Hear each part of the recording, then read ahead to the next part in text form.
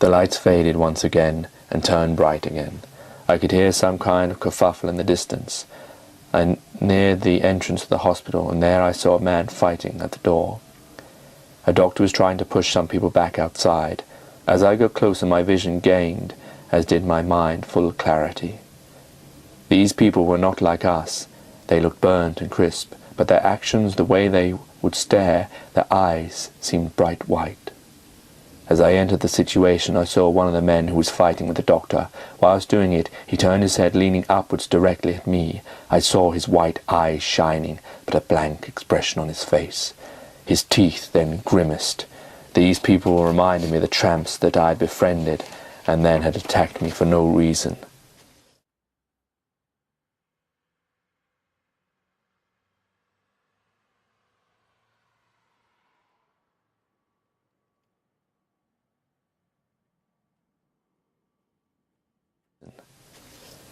There were more people who had almost become zombies. Their DNA structure had been altered by this disease, making them mindless thugs whose only wish was to kill anything that they saw was different. A race purge.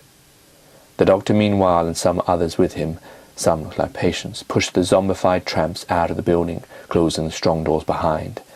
But their banging fists were hard continuously. The doctor turned to me. I knew from his face, which showed no real fear, that they had experienced this before, which later in the night he would tell me over a cup of tea. It's not the first time. They keep coming back. We had to kill 5 of them last time. I've even opened them up, taking samples, etc., but I can't find anything that would lead any way in my profession, at least, to tell the difference between them and us. They appear anatomically exact. I met them some time ago. 4 of them tried to kill me. My friend saved me. The boy, he said surprisingly. No, another friend. She's dead now. Too many deaths. I'm a doctor. I try to save lives, but I'm being tested, so they seem to me slipping through my fingers. It's like I'm trying to catch an ocean, only to drop most of it at my feet, and to be covered in the waves of their blood. I can't sleep whilst this death ravages our earth. I keep hoping it will stop.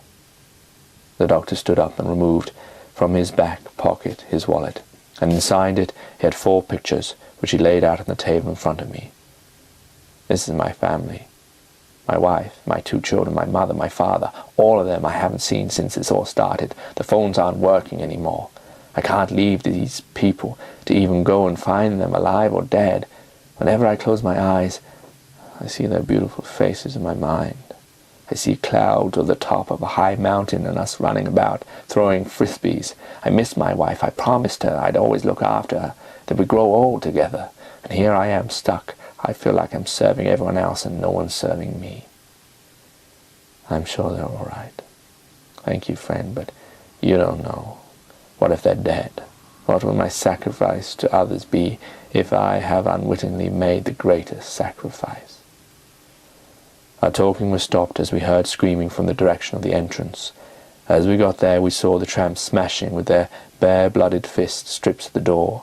Their strength seemed inconceivable. Was it possible that their DNA enhanced the human structure, allowing it to do things not normally applicable to men? Soon the doors were removed, and the zombified tramps lined the entrance, growling like impaled animals. Their movement was sluggish, but it was no matter, as they had immense strength. As the angrier they got, the more it was demonstrated.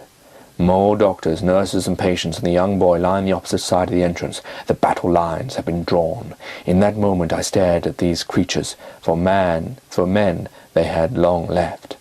The time seemed to slow to a dull pace, and their noise I could no longer hear, but their faces, distorted and animalistic, their mouths roaring open, their fists clenched like a weapon, no pain felt despite the blood.